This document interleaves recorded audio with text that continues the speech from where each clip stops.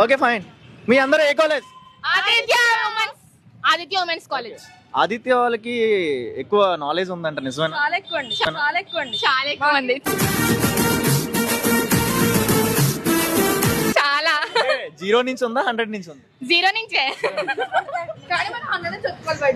ఆదిత్య కాబట్టి. ఓకే, అంటే ఆదిత్య 1, ఆదిత్య 2, ఆదిత్య 3 అంటారు కానీ అంతేం లేదా?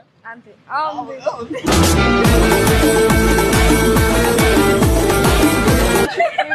Okay fine. ఫ్రెండ్షిప్ మీద మీ ఒపీనియన్ ఏంటి?